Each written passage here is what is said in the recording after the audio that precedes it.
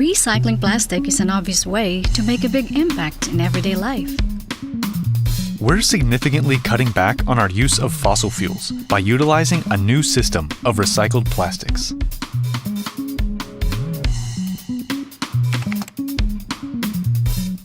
Going paperless means more than just convenience. We designed new packaging that uses environmentally conscious pulp.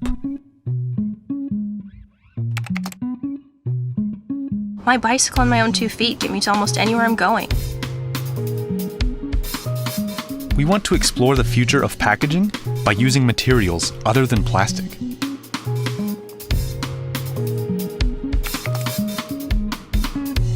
I treat electricity as a commodity to be used sparingly. We want to build a world where the burden of electricity saving doesn't fall on consumers.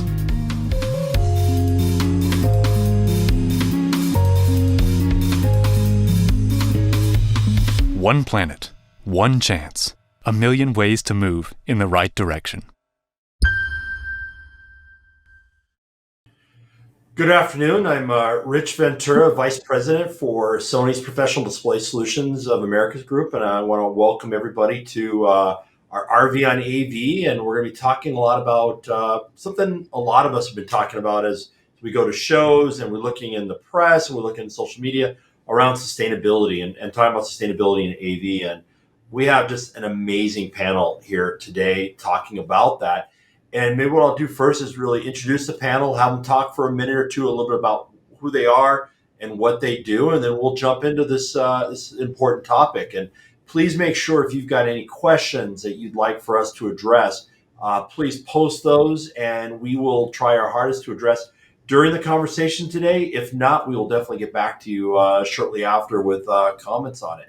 So first I'll start off and do an introduction of the panel. And first person most people in the industry know, and I'll start with, is Mr. Joe Way, who's the Director of Learning Environments at USC and also the Chairman of the Board of Directors for HETMA.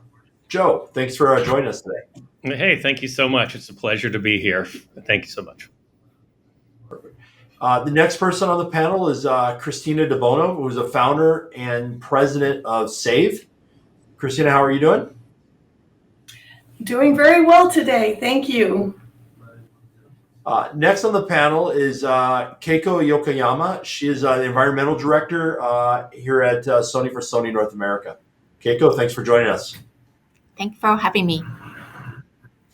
And last, many of you have been on our panels or have seen our Tech Tuesdays. Karim Springer, who's one of our senior SSEs from the Professional Display Group. Good afternoon, everyone. So, topic is around sustainability.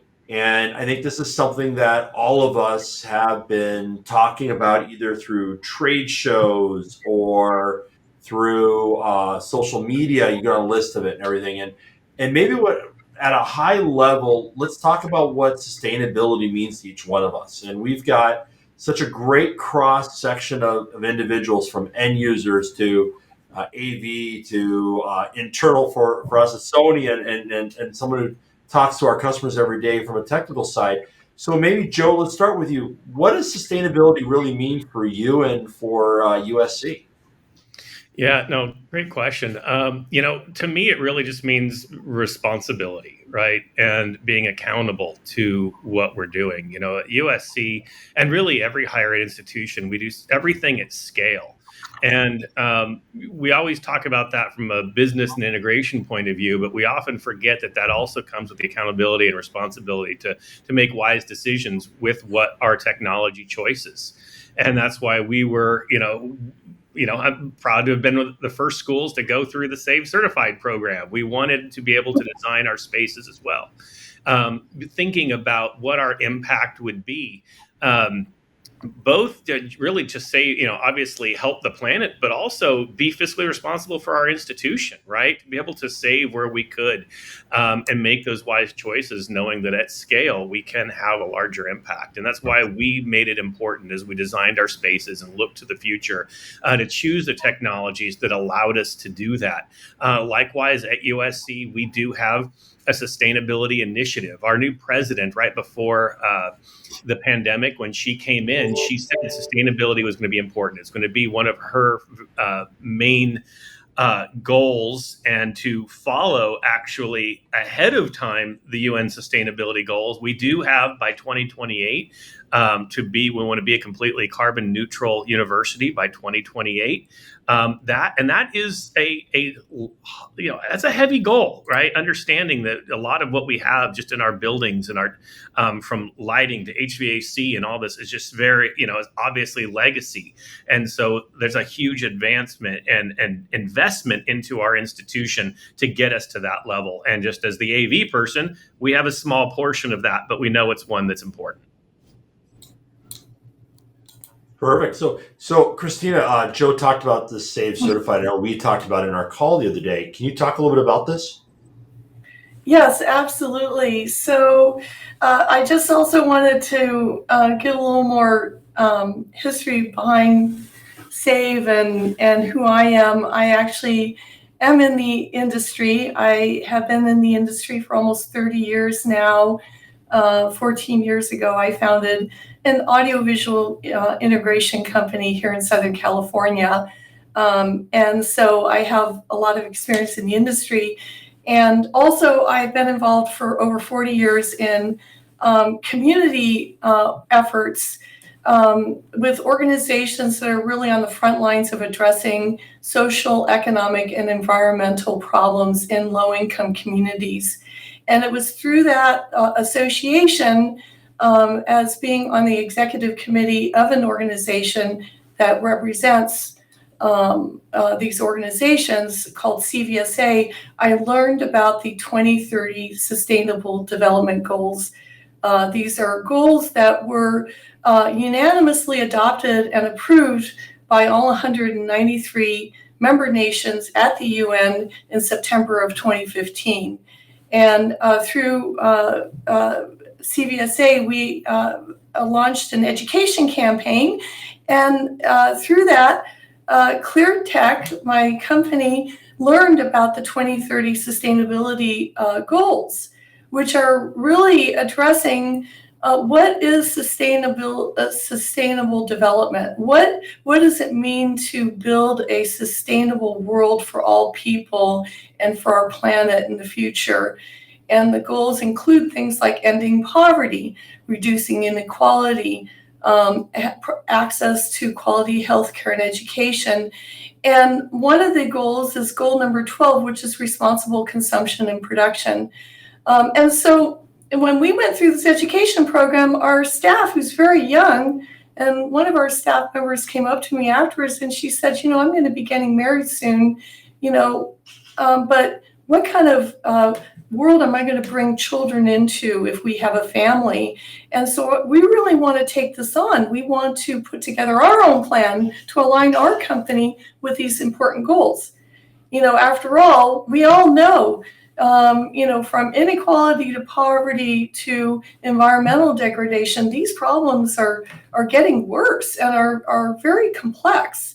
And there's an urgency to act now. So we started down this path and we started looking into resources available through either our trade associations or maybe government programs that would help us.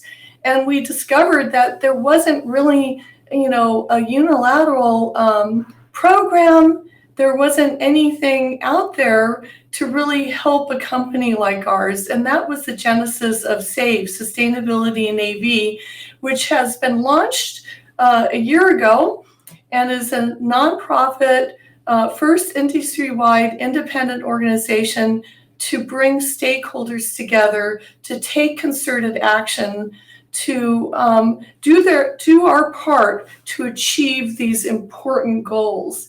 And I wanted to also add something. This was a staggering statistic that we learned as we started doing our research. In 2019 alone, over 59 million metric tons of e-waste has been generated by North America and Europe. And that number has increased 21% in the past 5 years. And the majority of that e-waste ends up in landfills and dumps. And there's no unilateral process program for reuse, repurpose, properly recycling, and disposal of its equipment. By 2030, when we're supposed to achieve these goals at the trajectory that we're going, we're going to be generating over 90 million metric tons of this e-waste. And honestly, the AV industry is part of the problem, but we can be part of the solution. So that was what SAVE is focused on, is to help companies come up with plans through a certification program. And we also have launched a Save a Second Life initiative, which is really focused on the reuse, repurpose, proper disposal, recycling of AV equipment. And we've established partnerships. One of the partnerships is with HETMA, which we're very excited about, because we know that it's going to take more than business and industry. It's going to take all of us. And so SAVE also is creating bridges between business, non-government organizations, and educational institutions. And you can find out more about SAVE on our website, saveav.org. Thanks a lot. It's amazing what you guys are doing, and I think when we talked the other day, just learning more about it, and I know we'll dive in even deeper, and we'll talk a lot about some of the opportunities and challenges that are out there. But it's great to see an organization that comes out of the AV world instead of traditionally we always see outside organizations come into our space with regulations and directions and plans and processes. But it's great to see people coming from our industry to help drive this, because I think it lends more opportunity for us to really work closer together. And you understand the world that all of us in the AV space comes from. So it's great to see that. So Keiko, you're an environmental director. What does that really mean at Sony, and what do you focus on as we look at our sustainability message and direction? Sure. So my role kind of covers environmental sustainability, also some of the product compliance, as well as the supply chain CSR type of engagement. And as I think Christina touched on the importance for the future generation, in order for Sony to really provide the condo experience through our product and solution and services, we have to also recognize the impact that we have on the environment. Unfortunately, we do use the resources to make our product used electricity. We want to be really mindful of life cycle of our product. I think Christina touched on the end of life impact that may have if it's not really properly recycled. So all of those are really important aspects that Sony has been really tackling for a long time. And we have this banner called Road to Zero, which is the Sony's global environmental plan.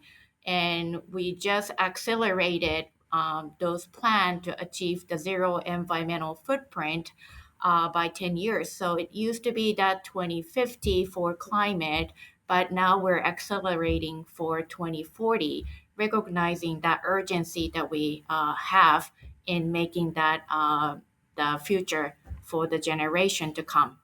So I think it's one of those responsibility that Joe also touched on that are really keen on us. And my role is how we can work with all the internal stakeholder and also external stakeholder like Christina and Joe, and how we can move together to make a difference. So I'm really happy to and looking forward to today's conversation. Perfect. Thank you. So Karim, you're out there in the field for us, and you're talking to the customers and our consultants and our engineers, our architects, everyone that we work with, right? What are you seeing and hearing from those customers when they talk about sustainability? Yeah, so first of all, thank you for having me here. And it's great to talk about this because I think it's very important for me as well as the environment.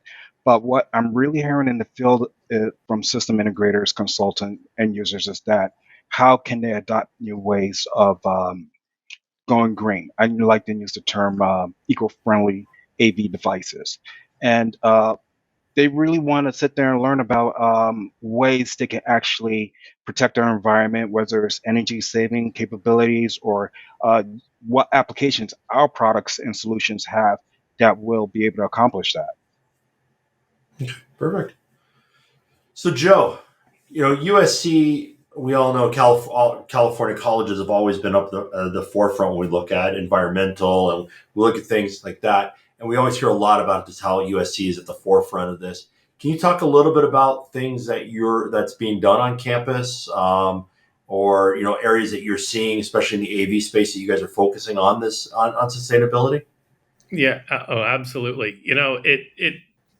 It's really all encompassing. And this is one of the things that when we went through this SAVE certified training, just how many different ways there are to partner and make a difference, so taking it from just our classrooms, we recognize, before we did our upgrade, I think our average classroom was somewhere around 12 to 15 rack units of just stuff and wall warts and power just sitting there being used.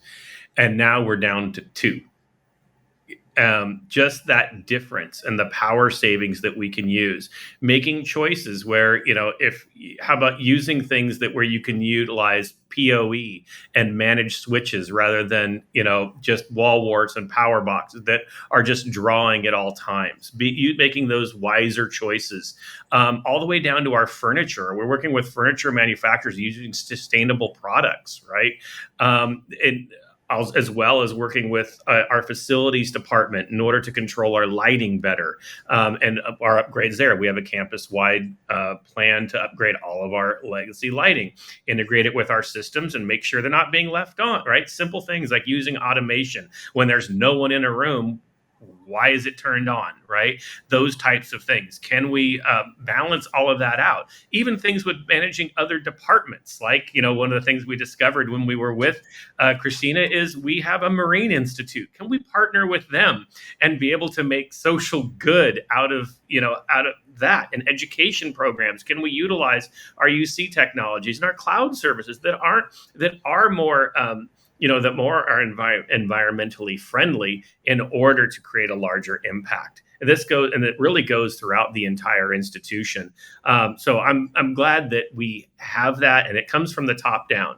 The focus on making sure that every little choice we make can have a larger impact. And like I said, really at scale. And this even goes to what Christina had talked about with HETMA and our partnership with SAVE, and knowing that, hey, we're one school that does things at scale. Well, what about the 5,300 universities, college and universities that are in the United States? What if we all made those same wise decisions when we're designing our spaces and supporting our spaces?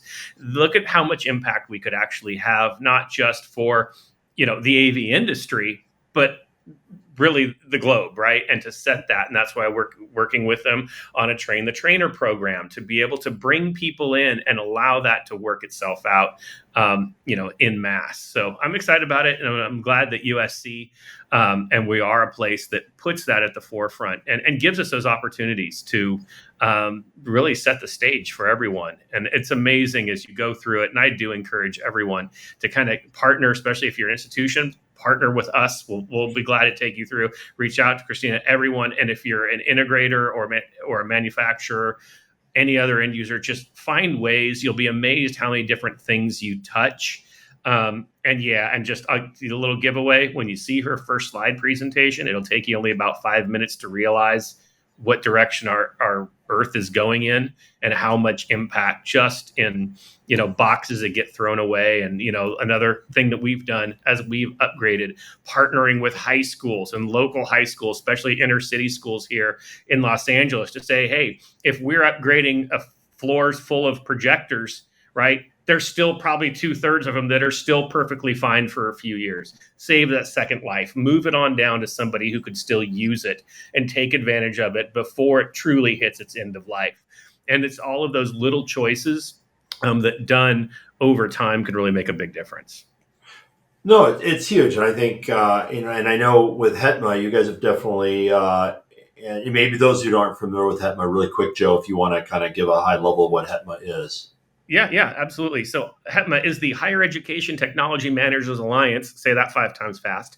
And what we are is an advocacy group for the needs of the higher ed vertical within the greater AV industry, recognizing that we sit in this interesting spot that we're end users, yet we have our own customers. We buy at scale. We account for some $32 billion in annual spend just in the United States, $140 billion globally every year.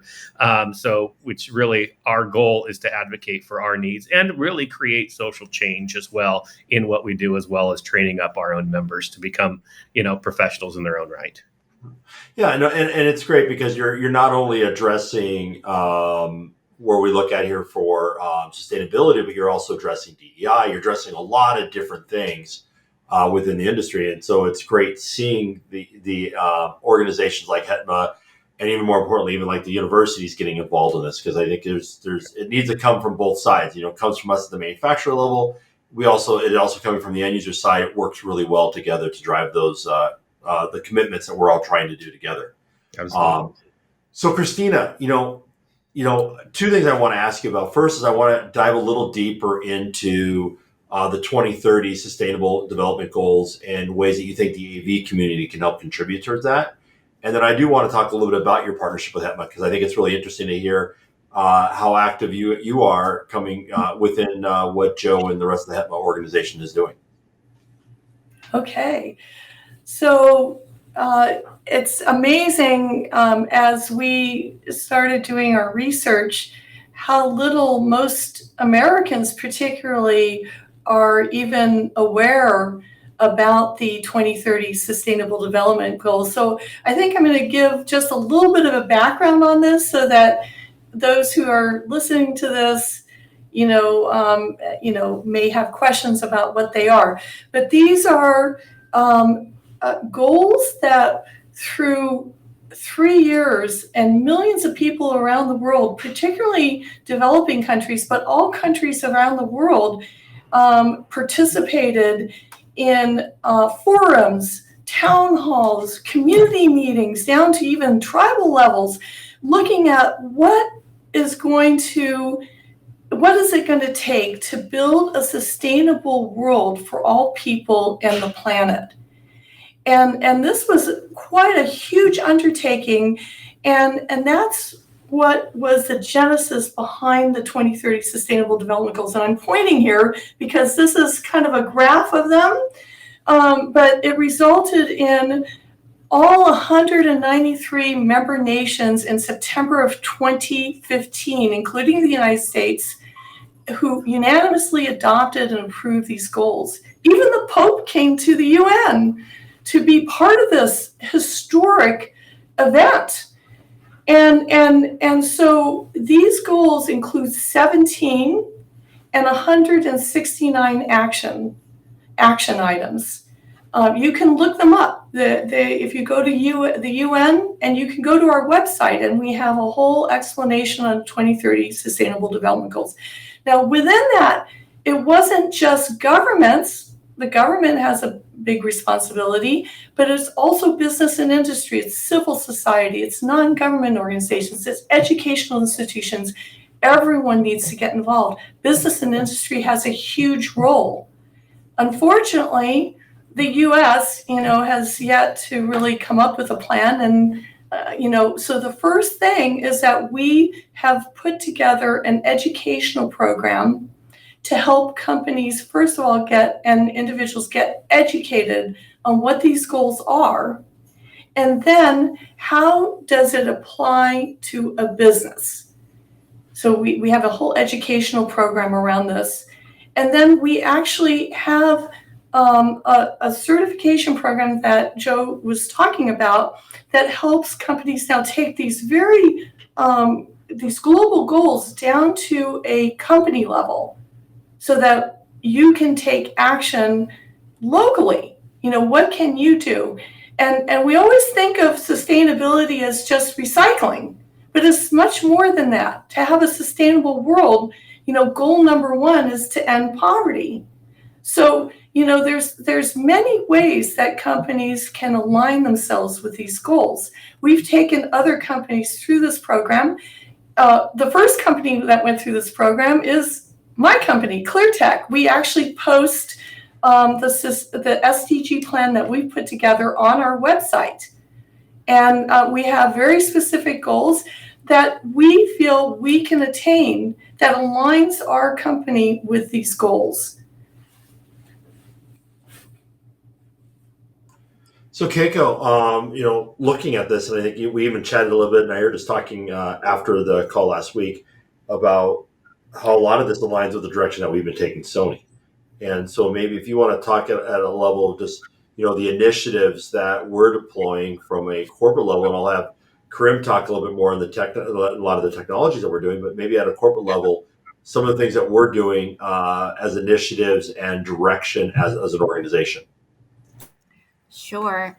So as Christina said, within those 17 SDGs, there are so many of those that are directly kind of give us the framework of Sony's initiative. So like the climate action is one of the SDG goals.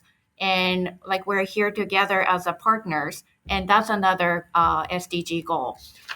So speaking of Sony's initiative, we have been working toward kind of looking from end-to-end life cycle. So we look at the 6 stages of electronic product, from the innovation to design to manufacturing to distribution to actual product use at the customer, and then also the end-of-life treatment of our electronics. So throughout those processes, we are putting together the 5-year medium-term targets called green management. And we're kind of backcasting where we need to be in order to really achieve that carbon neutral goal that we have. So right now that goes to the product for energy consumption reduction. We also have goals to reduce the virgin plastic or use more recycled content materials into our products and packaging. For our facility, we're working to reduce our own energy use. I don't know if you noticed that the motion sensor kicked in and my room got darker. So those are little things that accumulate. And then we're working with the transportation distribution side that we participate in the EPA, the Smart Way initiative as a shipper. We support the renewable energy for our own office use. And then we have this like responsible recycling initiative that are so important as well. And we have been a long partner with EPA on the Smart Material Management Challenge that they have it for the electronics. So there's a lot of initiative, as someone said, that there isn't any one fits for all. There's so much that we should be doing, we can be doing. And I think those partnerships really amplify our impact and the scalability. So those are some of the example of our initiative that we have. Definitely. So Karim, on the technology side, and I know Bravia is heavily in your wheelhouse, the Pro Bravia lineup. I mean, what are the things that we're doing, and as you're talking with customers, they're asking more and more about that we're doing with our products in our portfolio? Okay. That's a very good question to pick on Pro Bravia. Well, with our Pro Bravia, it's really, I would like to say we have to increase awareness on the fact that our Pro Bravias are utilizing less virgin plastic, which is important. In addition to that, it's not only the display itself, it's not just the hardware, it's also the software applications that you're capable of utilizing that will reduce power consumption. In addition to that, system on chip, eliminating additional hardware being used, again, going back to power consumption. So those are some of the things that on the Pro Bravia side that is a huge benefit in terms of making our displays eco-friendly for the environment. Okay. So Joe, we had this massive supply chain issues we've all been dealing with the last few years, right? And one of the questions that came out, and I think it's a great thing to talk about, is with the disruptions, did it make it easier or harder to substitute or replace tech that you were using that was more aligned with the sustainability goals? Yeah, well, that's a great question. Actually, there's a couple others in here too that go along with that, and I'm going to give a two part answer. One, we were lucky that actually we started our quote unquote digital transformation move prior to the pandemic. So we'd already had in mind our goal was to end up moving toward more sustainable practices, even before supply chain ended up being an issue. So, the day we kicked everybody off campus on Friday, March 13th, I had a storage room full of equipment ready to be put in, already going to upgrade. So that didn't hit me, luckily. I looked like the most smartest person in the room when I already had all my equipment there.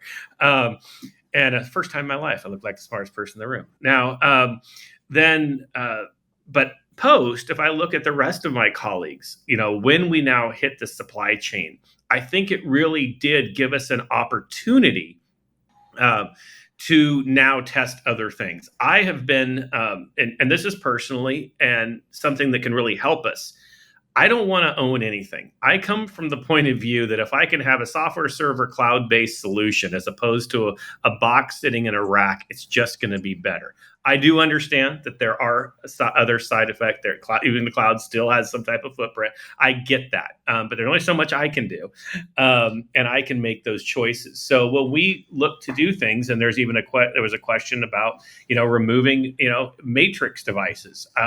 Yes, we removed it all because we recognized, one, just from our customers, no one really was matrixing stuff anyway. Even if you had a room where you could send 8 different things around to 8 different places, no one ever did it. They put the same thing on every screen anyway. So why can't we just be smarter in our screen sizes and actually follow the right practices to see, have it instead of having 50 of them in a room, why don't we just do the right amount to serve the people that are there, as well as why don't I just have one encoder and simplified AV over IP decoders, right? Those are the types of things. Can we move to server and virtual control and cloud monitoring? All of those things were possible beforehand. I think the supply chain now, coming back full circle on the question, it really gives us an opportunity to think that way. Can we use virtualized things? We went as far as saying, hey, there's a manufacturer out there that does a software-based DSP. Why can't I use that instead of another box that's just plugged in if it's going to do the same thing, right? And those are the types of things that we looked at. And we really wanted to make things an AV over IP cloud server software first to be able to limit those things, which then also the other advantage is, when you do that and you move to things that can be, actually use normal computer programming languages to do, and you can do API calls on stuff and all of it, well, guess what? Now I can do automation. With automation, I can actually bring in our sustainability goals. I can be smarter with things like Keiko just said, with the lighting that comes on and off, those types of things. I can utilize occupancy sensors. I can utilize the technology within our cameras to see who's in the room. We can also tie that in now to our HVAC units. There's no reason to keep a room, cold as cold if no one's going to be there for 3 hours, right?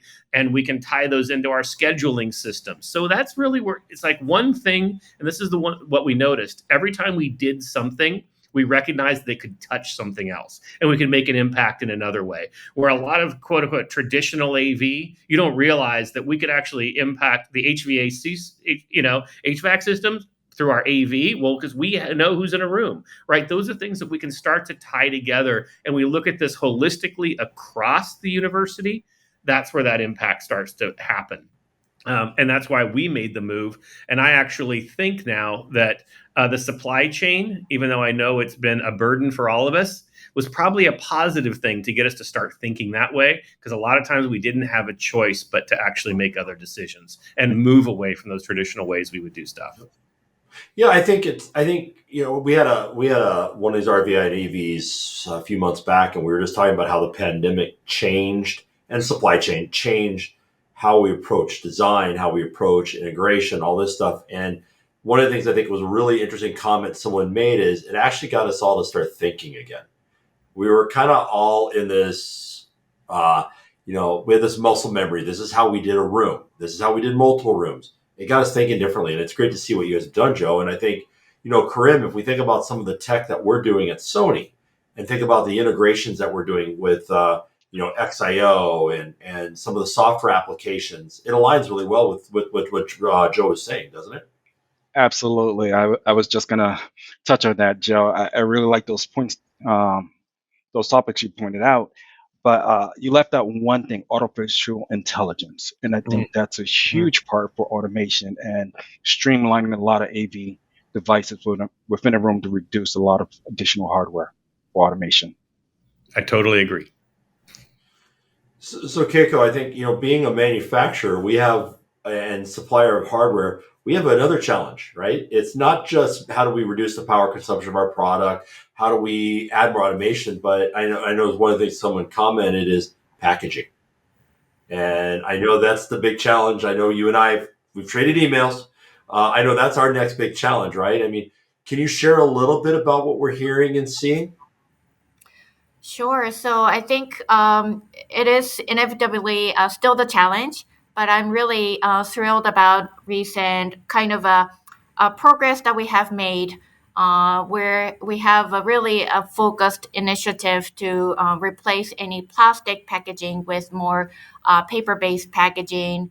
We are developing the originally kind of a blended type of sustainable packaging that include like bamboo and other more sustainable resources. So we are really making a huge stride in terms of where we can make the impact. We still have certain areas of the challenges where we may have a heavier equipment, more precision equipment that requires more protection.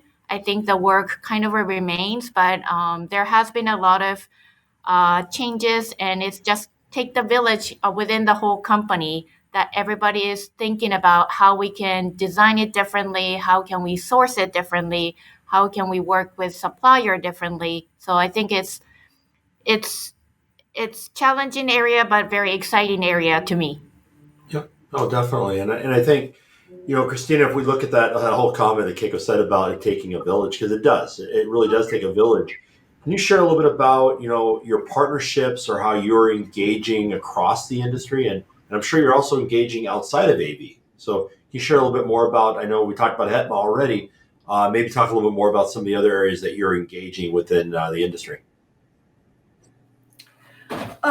Yeah, so we actually have quickly become a sustainability partner for, some of our, associations in the industry, including ISE. We were recently the official sustainability partner to ISE 2023, which hosted an exhibit for SAVE in their Impact Lounge.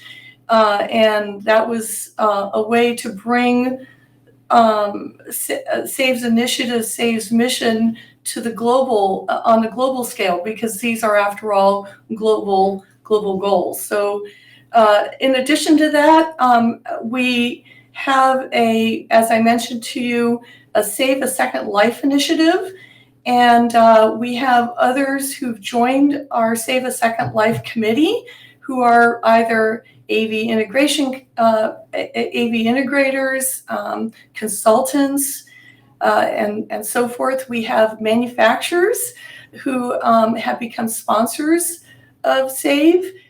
And then we've created partnerships, as I mentioned before, and that's so critical. We know that, and Goal 17, by the way, is all about partnerships, because we know that we have to partner with others. So we have a partnership with CVSA, Commission on Voluntary Service and Action, which represents over 200 grassroots non-government organizations who are on the front lines of addressing all the problems that the SDGs are looking to solve.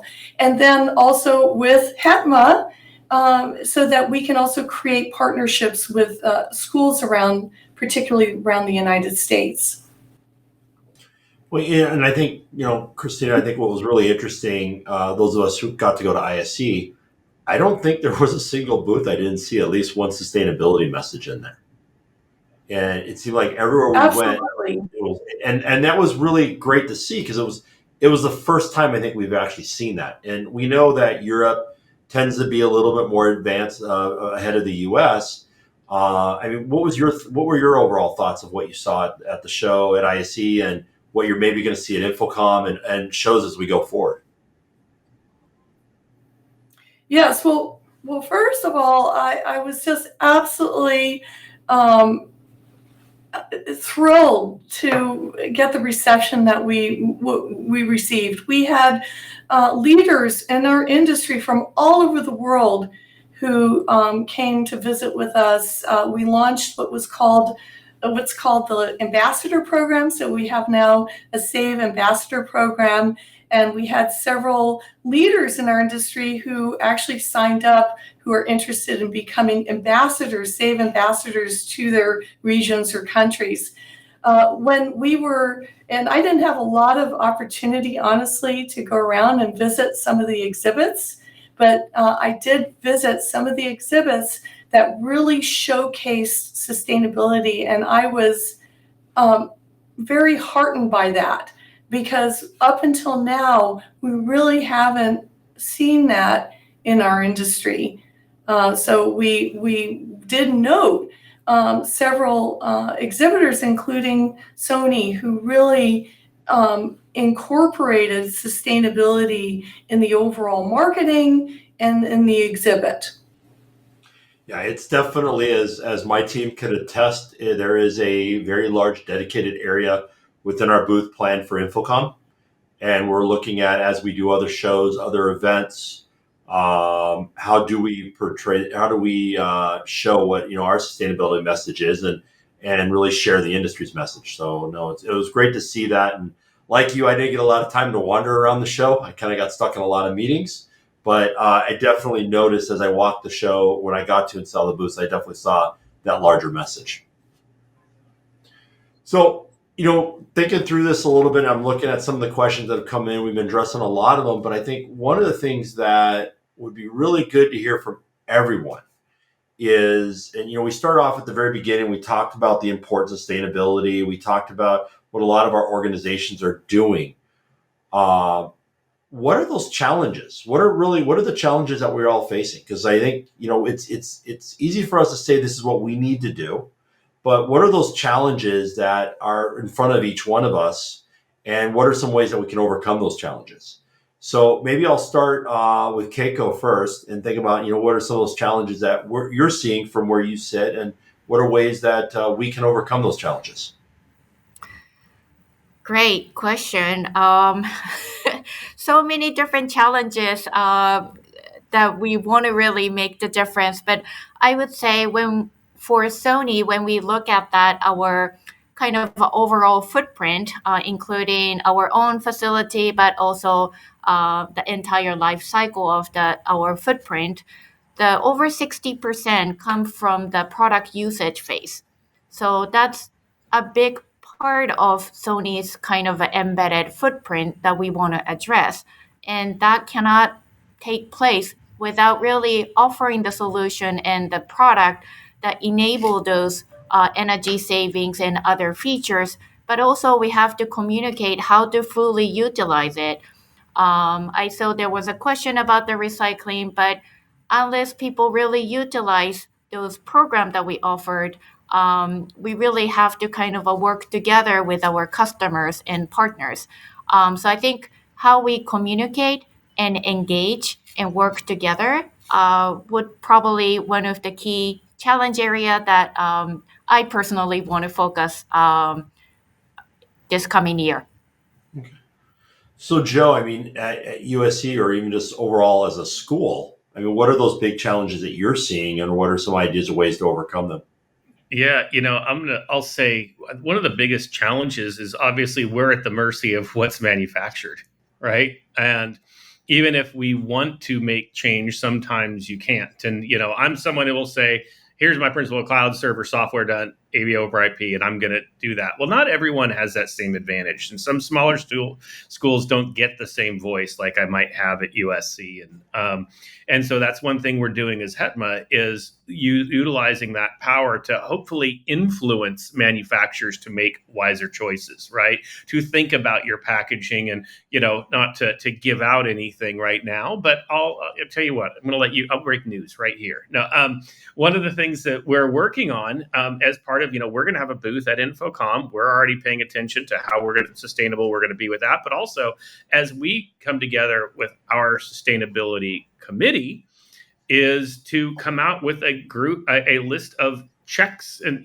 check marks that we're going to ask manufacturers to pay attention to if you want to be part of our HEPA approved program. Like, for example, can we use a managed power, right? Little things like that. What type of packaging are you using? What are you doing, and how are you sourcing your chips? What types of things like that. This goes all the way down the mark, and we don't want tons of wall warts. I keep going back to the low hanging fruit, but those are the simple things that we can have a lot of change with and impact. And as a vertical, if we stand and go, these are what we expect from products being made, well, then hopefully we can utilize that, our strength in numbers to help push the needle. And that's really what we're looking to do. And then we're challenging our members as well. When you're upgrading your spaces, use those principles, right? I know that sometimes supply chain right now is an issue. Maybe you can only get one or two different things, right? Maybe it is harder to get the products you need, but have that. Be okay standing up for those, for those things. Okay. Well, no, definitely. We look forward to seeing what you're doing and learn more and see how, as a manufacturer, we can help support that. So really exciting stuff to hear that you're thinking through that. Christina, what are you seeing as those challenges or ways to overcome those challenges? When I first introduced SAVE, I brought up the fact that, we are facing unprecedented times. None of us have not been impacted by extreme weather events, the problems of the environment. We see the poverty increasing. All these things are happening, and people are looking. They're concerned. Most people are very, very concerned about the future. However, most people don't know where to begin, and particularly when you're talking about the majority of our industry, which are small to mid-sized businesses. And where do you begin? Most people don't even know about the Sustainable Development Goals. When they find out about them, they go, well, this makes sense. So how do we take this and bring it down to a level that we can act upon? And that's the biggest challenge. And secondly, I wanted to bring this up, which is that, as an integration company, and Joe, you know this as well, we bring in all the equipment that's being pulled out for upgrades and so forth and so on. We have the packaging that comes in. We have all this cabling that comes in. And what do we do with it? There is no unilateral program process in our industry to help us do the right thing. And we need help. We need help from our manufacturers. We also need help on things like, can we service equipment versus just once a power supply goes out, having to get rid of it. We need that kind of help as well. So we're looking to create these partnerships so that we can all begin to really go down the right path. Yeah, there's so many challenges for us, and I love the fact that we're all thinking, how do we think differently? And I think that's probably the most important thing is it's not good enough just to think the way we've been thinking, is how do we think differently? And I like seeing the challenges coming from our integrators, from our customers, and from our anybody in the industry. And I think one of the big challenges that we got, Krim, and I think you and I have talked a little bit about this, we got challenged a lot about plastic. and about using virgin plastic every time we made a display. And I think one of the things we stepped up and maybe talk a little bit about, we took on that challenge with the solution with Sorplast, if you want to talk a little bit about that. Absolutely. And it really doesn't stop with the virgin plastic, the way our displays are designed. It's the whole process. Yes, our displays utilizes less virgin plastic. However, our packaging also utilizes less plastic as well. In addition to that, ink for the boxes. So even when it gets onto the truck, where, let's face it, a lot of people are utilizing large format displays. Previously, the displays were very heavy and bulky. Our displays now are a lot thinner and lighter, I should say. So we're able to fit more displays onto one pallet, reducing in less carbon emission for the environment. Yeah. So I think listening to ideas you're saying, Joe, and listening to Christina and thinking about the challenges that Keiko has, and we're looking at those as well. So I mean, it's great to see when companies respond, and I see the same stuff coming out of we look at the Vadio Legrand, the Legrands. You look at Peerless, all the mount guys, because there's a lot of packaging material that goes in there. They're looking at the same way we're all doing. So it's good to see these changes not just being at a screen level, but being in other parts of the industry. So we're coming up here to the hour, and I think one last thing I wanted to kind of throw out there is to everybody is, what would you like to see more of the industry doing? What would you like to see us do more of? And maybe I'll bounce it around a little bit. I'll start with Christina here. I mean, what would you like to see us do more? And I'm sure that's a pretty loaded question too. So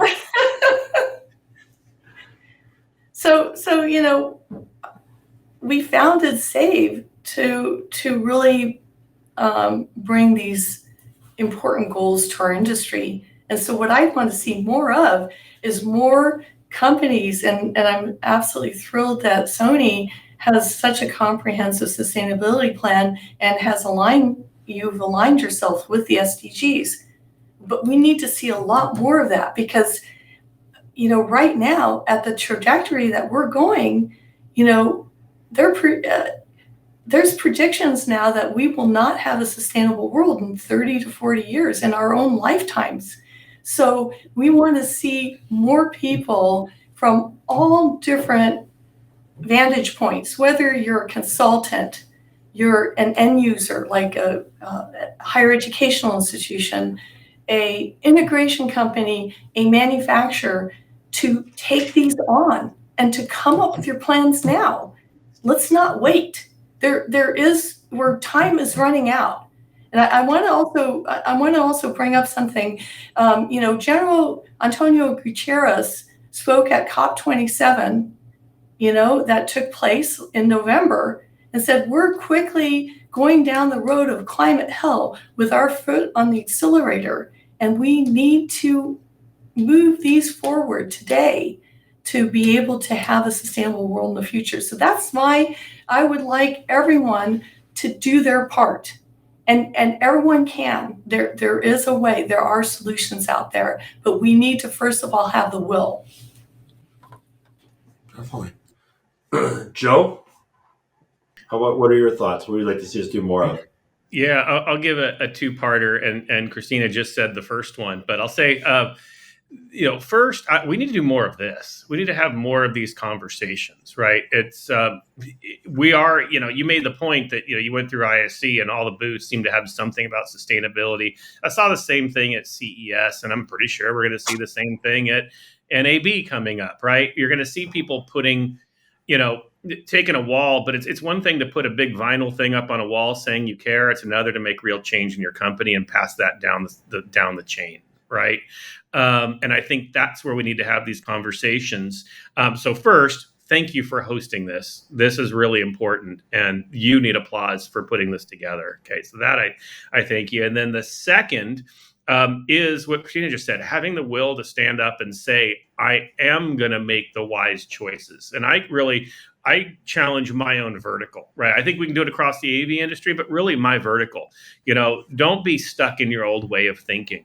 Don't be stuck in, being at the mercy of whatever someone's telling you need to get. Have the principles that these are important, and make your choices based on that. I guarantee you go to your bosses and say, I'm going to buy stuff that follows, our sustainability. Every school has a sustainability program. I guarantee it. And you want to make choices that align with that. No one's going to argue with you. Right. So you can do it, have the will to do it, and make those choices, because every little bit, especially as we go through our life cycle, just think about it. 5-year life cycle is usually what we do in colleges, which means we're really only 5 years away from having fully sustainable classrooms if we just make wise decisions every time we swap something out. Right. That's not that far away, and we can have real change. No, it's great to hear that. And Joe, we're excited about having this because it aligns so strongly with our message and really the direction of our company, right? It's really easy to put a sustainability logo on a wall, but if you look at the things that we're doing, and Keiko's talked about some of it, and so has Karim, we do what we say, right? We're not just saying we have a sustainable plan. We are doing those things. And it's great to see USC doing that. And it's great to see SAVE doing that as well. So Keiko, what would you like to see more of? I'm really thrilled to hear all of those kind of comments as a voice of customers. And how can we really service the customer whose values are so aligned with our sustainability kind of a mindset and our goals? How can we kind of incorporate their feedback into our roadmap and initiative so that we can better serve the customer, but we can always kind of move together toward more sustainable world. So I think more of getting those feedback and think of a way to really incorporate into our practices of how things are integrated. I think that's kind of one of the area that I'm really excited from this conversation today. Oh, perfect. Karim, closing us out, what would you like to see more of? Well, Rich, my answer is real simple. Really to increase awareness on how Sony is really doing its part. Where, just like you mentioned earlier, we're not just talking about, we're actually doing it, we're taking action. But in addition to that, I also like to talk about, bring up the point that it doesn't really stop with just letting the customers know that, hey, we're packaging things differently, or we're designing products. It's utilizing and innovating new products and solutions that's taking us to the next generation of sustainability.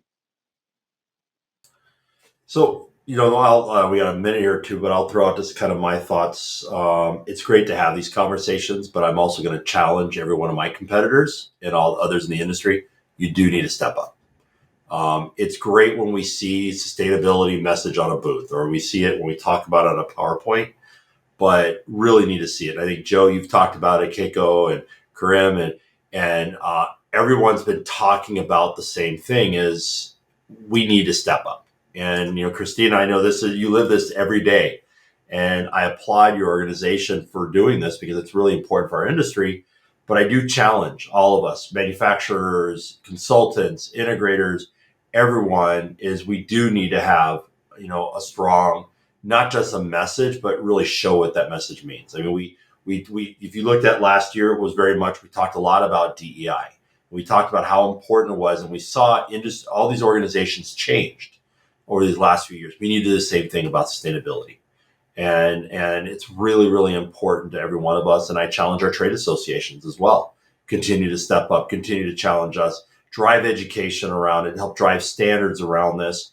And, I ask the end user community, start driving that also when you're building out your RFPs, and look at the manufacturers who are stepping up, because, this is really important to all of us. But remember, there's also pretty heavy cost to doing this. And so we've got to do this all together. It can't just be one part of it. So I do thank everyone on here. I thank you all for taking time listening to us.